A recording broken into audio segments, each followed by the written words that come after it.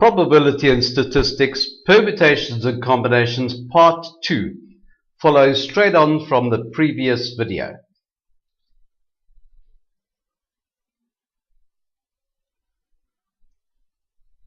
So here we have to arrange three letters from the word space in a row. How many different arrangements are possible? Now this is no different from arranging 3 of 5 books. So 3 letters, 5 for the first, 4 for the second, 3 for the third. And we go to multiply by counting principle, or quite simply at this stage, we can see that as a 5p3 permutation, 5 factorial over 5 minus 3 factorial. And how many ways can the letters of the word sleepiest be arranged? Well, that's easy then. 9 factorial and on we go, but no, the E's and S's are repeated, so it's not that straightforward. Here I've taken 6 arrangements, 6 of the 9 factorial arrangements. And I've rearranged the E's. I've numbered the E's and the S's, E1, E2, E3. Now this is E3, E1, E3, E2. But in fact, the question is, are these really different? That's what you will see when you arrange those. You won't see the 1s, 2s, 3s of the E's or the S's. And in fact, they're all the same. So it means every set of 6 words, the words are in sets of 6 where in fact only the E's have been arranged. Words are also in sets where only the S's have been arranged, and that'll just be pairs. So that all is actually one word. So instead of 6 we have 1. And that whole 9 factorial is divided into these sets of 6, of which in each case only one word is the case. So therefore we just divide by the 6, which is 3 factorial, the number of ways in which the 3 E's could have been arranged. And we need to divide by 2 factorial, which happens to be 2 for the duplication of the S's. If you repeated 4 letters, then we'd have to divide by 4 factorial. So in fact the number of arrangements, 9 factorial, yes, but we've got to divide out the 3 factorial for the 3 E's and the 2 factorial for the 2 S's. Another example, number of arrangements of the word mathematics. Well, there are 2 M's, 2 A's, and 2 T's. There are 11 altogether, but we need to divide out these repeats. So it's 11 factorial for all of them, and we need to divide out the repeated letters.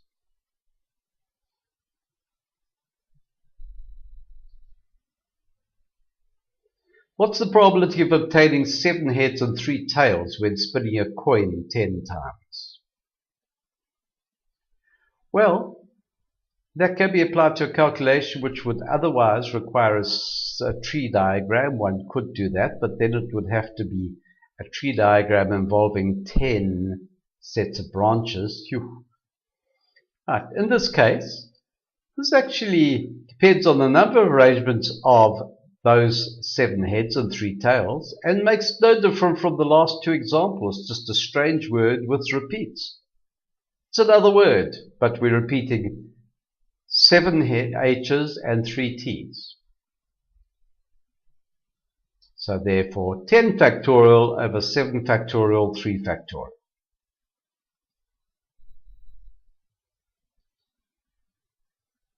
Total number of outcomes, because remember this is probability. Well, 2 possibilities, 2, 2, 2 all the way down. So therefore it's 2 to the 10.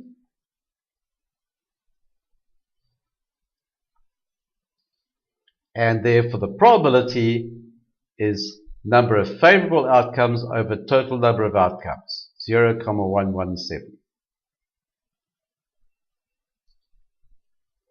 In how many ways can 6 girls be seated on the bench if the youngest girl must sit next to her older sister, or if the 2 sisters must be separated? Well, in this case, the only way to do this is to treat the sisters as one unit. Perhaps we can handcuff them if they don't sit together. If we're arranging books on a shelf where 2 must be together, perhaps we can tie those books together. That means we're now really arranging 5 girls, 4 girls and 1 pair of girls, and that pair of girls can count as 1 in terms of the arrangement. So number of arrangements is 5 factorial. But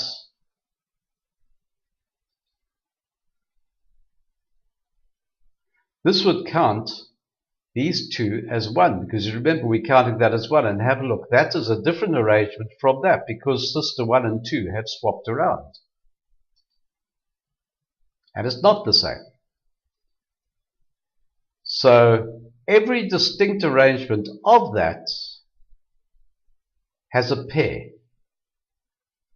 So the number of arrangements, we have to double that 5 for the fact that we can swap the girls around, the sisters around in every arrangement.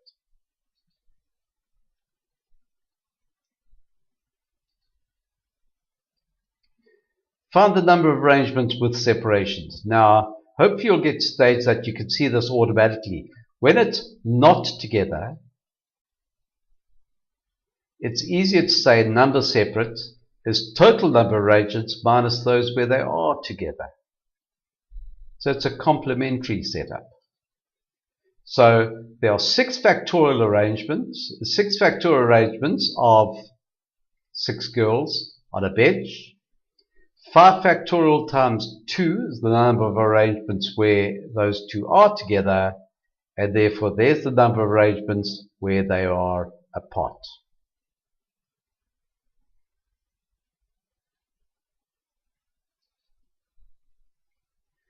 Right, the number of arrangements of the letters A, B, C, and D. All right, let's group them. Number of arrangements, 24. And I'm grouping them together like that. There we are. So these all are ABCs, these are all ABDs, ACDs, and BCDs. So we've now grouped them. All the arrangements have exactly the same letters like that. How many of arrangements are there in each group? There's 6. 3 factorial. How many different groups do we now have?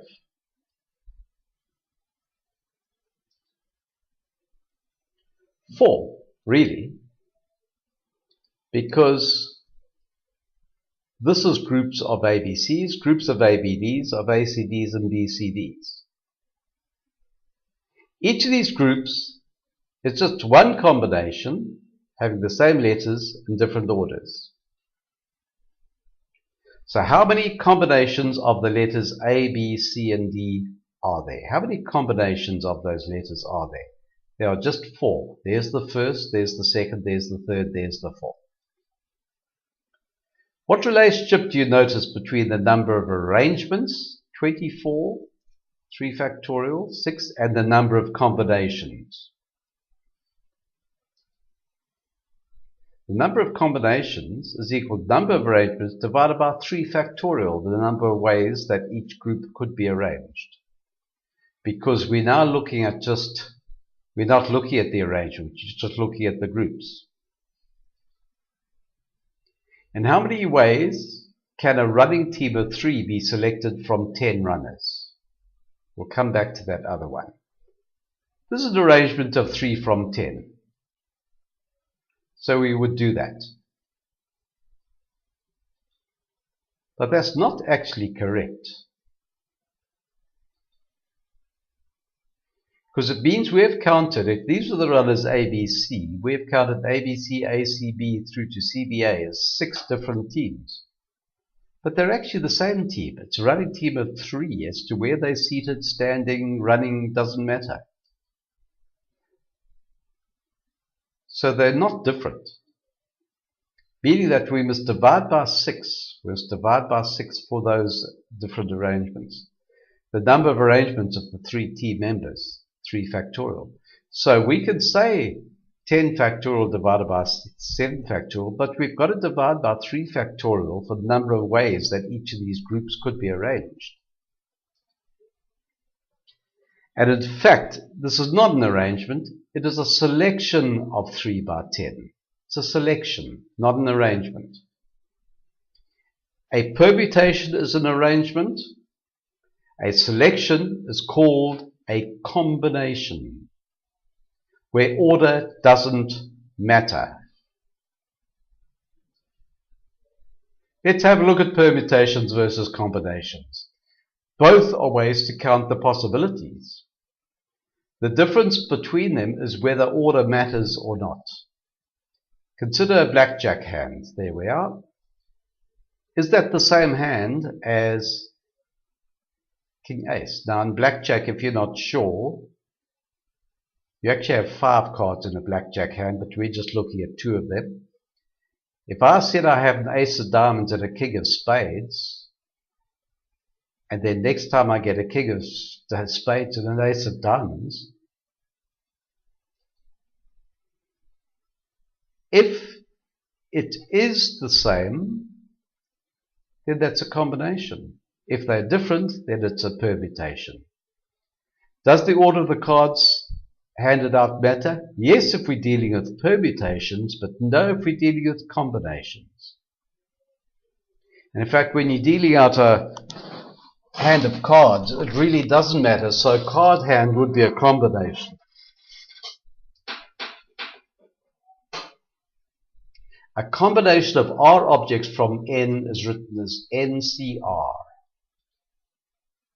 And we have the normal permutation, n factorial over n minus r factorial, but we must also divide by r factorial the number of ways in which each group can be arranged. So we're just finding the number of groups, not the arrangements within the groups. So there we are. NCR equals NPR divided by r factorial. That's how we get there. In how many ways can a committee of 5 be selected from 8 people? Well, we need to ask, does the order matter? It doesn't, because it doesn't matter what order they're in at all. So therefore, this is a combination of 5 from 8. So it's 8 factorial, 8 minus 5 factorial. There's your permutation, divided by 5 factorial, number of ways in which they could be arranged. And there's your number of committees, 56. So remember, permutation is arrangement, combination is selection, where it doesn't matter what order. There are NCR and NPR buttons on the calculator, but use them with discretion as you're always required to show working. In how many ways? What is the number of ways in which a chairman, secretary and treasurer being appointed to a committee of 7?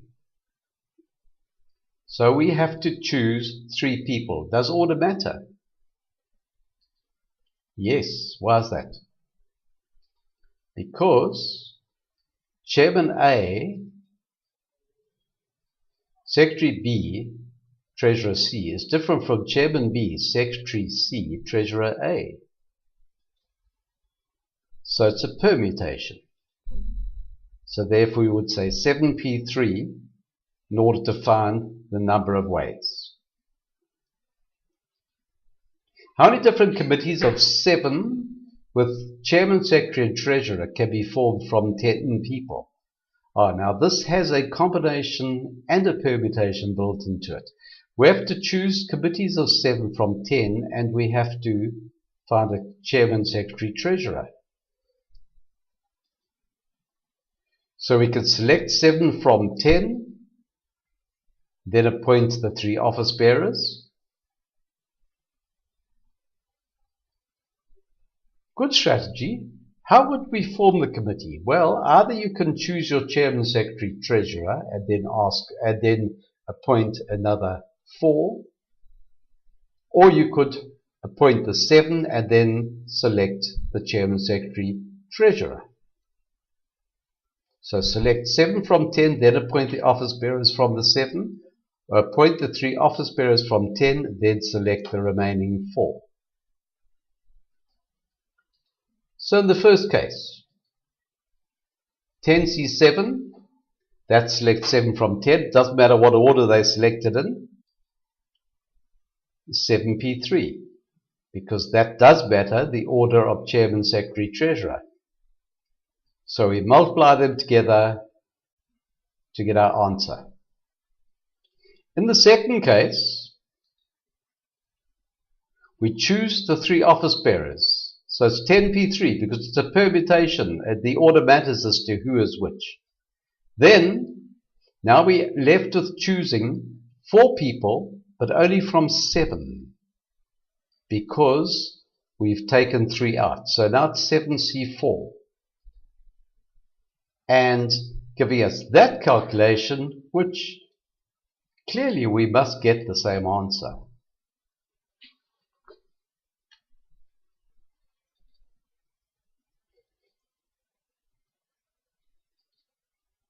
What is the probability of a particular person being selected for a rugby team of 15 from 21 people if they all have the same chance of being selected? That's they. Well, the probability that he's in the team is the number of teams, including him, this particular person, over total number of teams. So now to find the number of teams including him, we put him in the team, and we're choosing the other 14 from 20. Put him in the team and select the remaining 14 from the 20.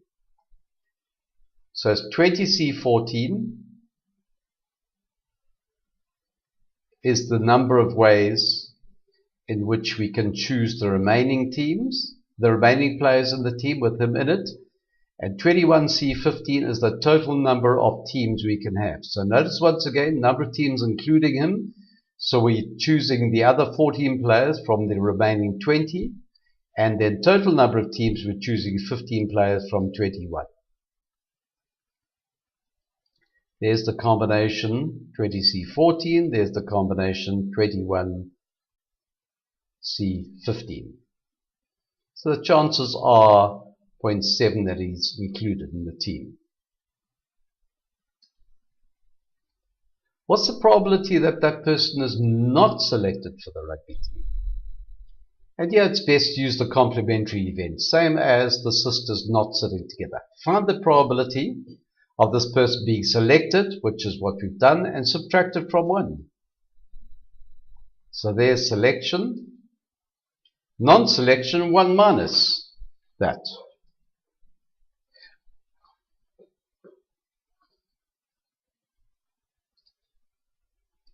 Right, a committee of 4 is to be chosen from a class of 10 girls and 12 boys. Find the number of ways the 4 can be chosen if there are no restrictions. Well, if there are no restrictions, we are choosing 4 from 22.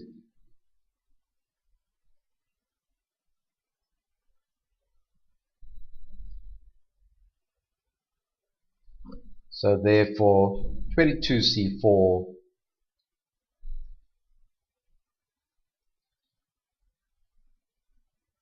there must be equal number of boys and girls. Now here we're going to use our counting principle. We're going to find the number of ways for the boys, number of ways for the girls, and multiply.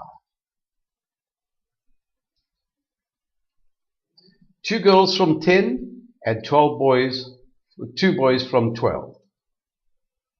So there we are, 10C2, 2 girls from the 10 girls, and 12C2, 2 boys from the 12 boys. There's your combination formula, dividing out the 2 for the arrangements, because arrangements don't matter. They're in a committee. They're not going to sit in any order.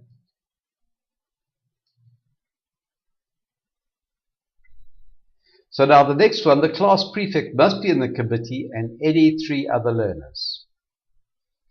Well, I always say, well, put the class prefect in the committee. So now what happens is we have to select, instead of 4 from 22, we're selecting 3 from 21.